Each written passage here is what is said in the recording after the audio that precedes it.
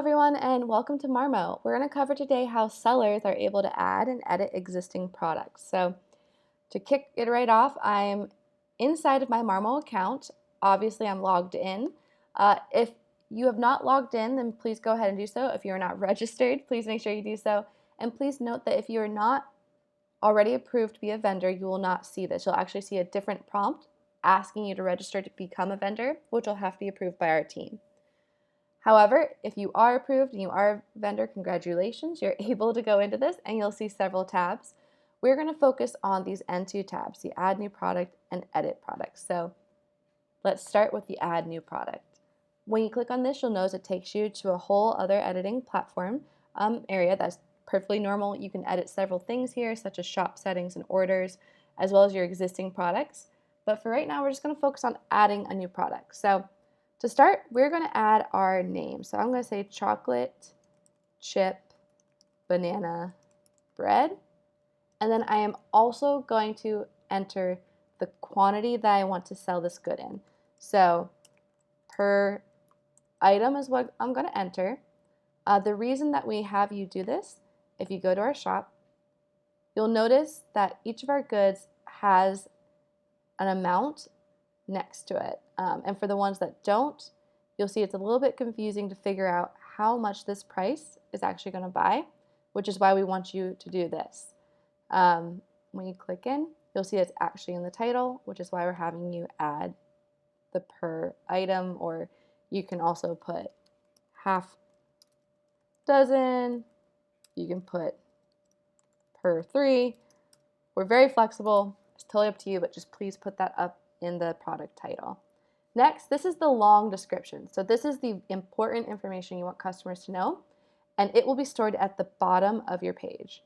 Right here is the product description. So in here, we want you to put the ingredients, we want you to put any allergens, we want you to put any terms and conditions, especially for anyone who is a wholesaler. So if you sell any wholesale products, please make sure that you put anything that a wholesaler would need to know in this area, as that's where we'll be directing them to find terms and conditions surrounding returns, spoiled goods, or rebates for any unsold goods.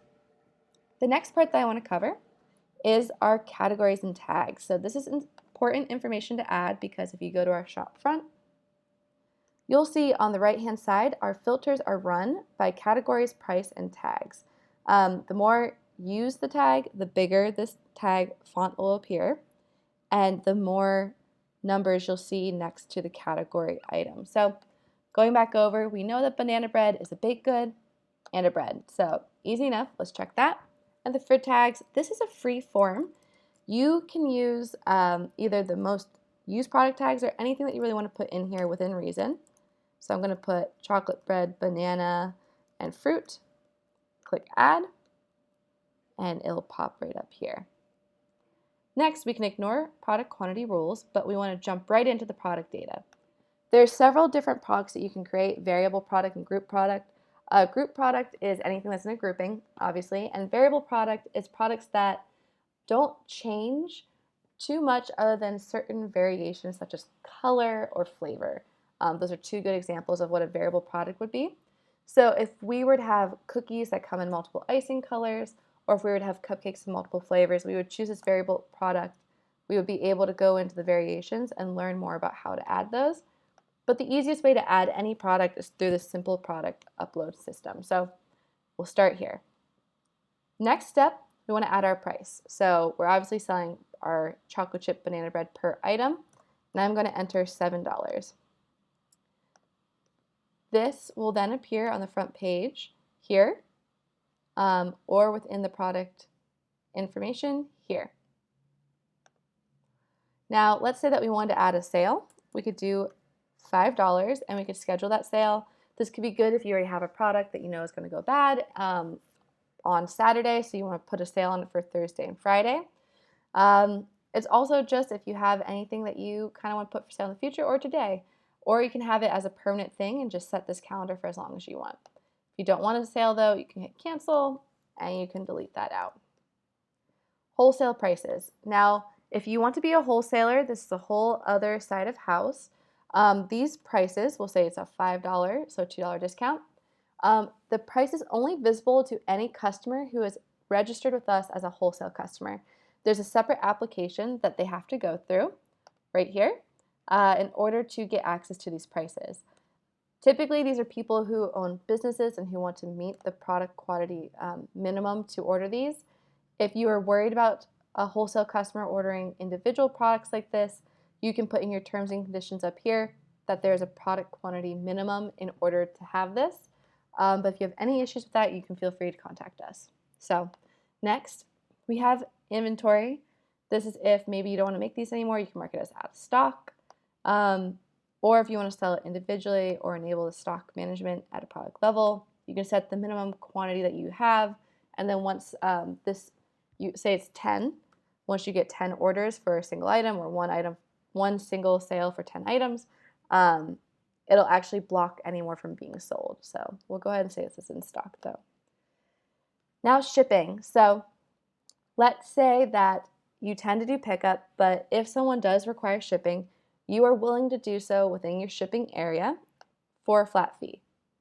We only have flat fee available at this time, and we are working on having some sort of variable or percentage, but for now, let's say that you want to offer free delivery, local pickup, or just a $5 flat delivery fee. You just select that, and that will then appear on the checkout screen when a customer checks out. Now, the next logical question is probably, well, how does my customer know where I deliver to? Great question, and that is in our attributes. To add this, we want you to click the delivery area by state. Go in here, select all, and you'll see that we have several states already listed. Now let's say that you only want to ship in California. You can delete these other ones, and those will stay on the page. We can minimize that. Let's say now that we want to add county. The reason that we do offer county is just because we know that our rules for food delivery and perishables tend to be owned at the county level, which is why we have this. But you can control which ones you are. So let's say we live in San Francisco and we only want to deliver to San Francisco and San Mateo. That's perfectly fine. And you can close that. Now we're going to hit Save Attributes. This information will appear on our shop front page under these filters here.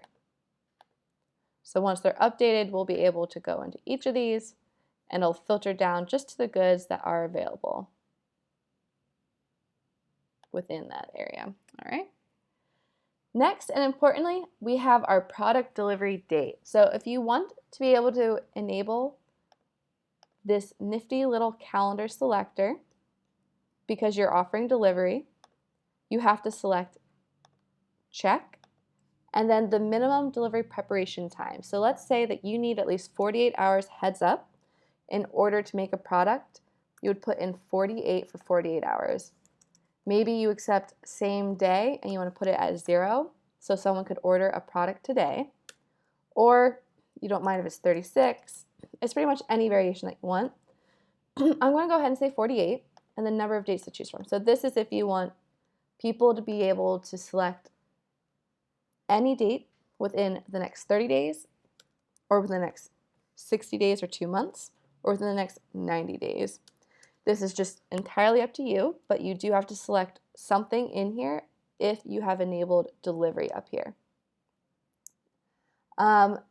Next, the short description. That is what will be posted up here. I can try and find one of these that has the product description in it. Yep, so this little blurb is this right here. So I'm going to put banana and chocolate are the best of friends, and this bread is what will make you your best friends. Corny, cheesy, perfect, but very short and sweet, because you want to keep in mind that the longer it is up here, the more it'll press down this entire area. And finally, let's say that we want to set a product image. It is very tempting to add media up here, but if you do so, that will actually only add media down in this bottom area. So you want to go over here. Now you want to set the product main image. I'm just going to select a random file from our media library. Again, you could just select a file from in anywhere around here. It might not be what you want to do, but you can just upload. Please note that you will have to shrink your photos to be 2 megabytes. If you need help or directions on doing that, go ahead. Obviously, this is not an image that matches our product, but we're going to go ahead and set it anyways. Now, if you want to add product gallery, you could add this to the gallery. I could add this to the gallery. And voila. Now we have a product. We're going to hit publish. You can see that it says the product was published. Now, if I want to see this on my vendor side, I can go to my vendor dashboard and view your stores where you want to go. And there we see it. Our chocolate chip banana bread for $7. We go into it, has our little short description. We have our delivery date. This is set at 10, which is probably because I have that quantity selector over here.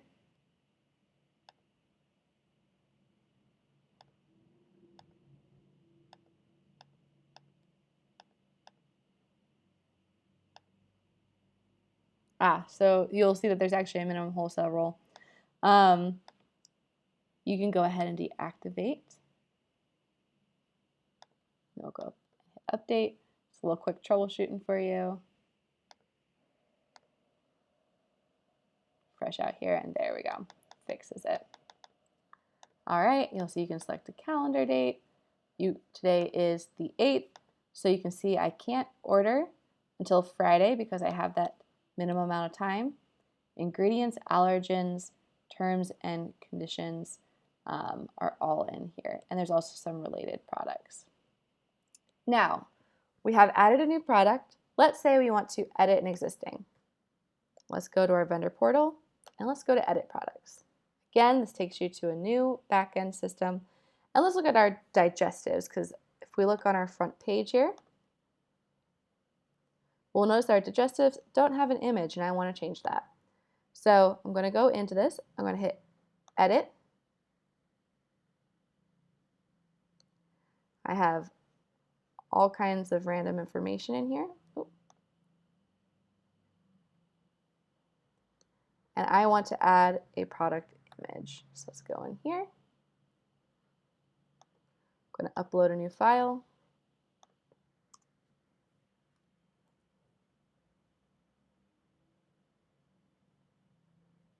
I'm going to set the product image, and then I'm going to hit update. And again, I should be able to go out here, just refresh, and voila, there is now an image on my product.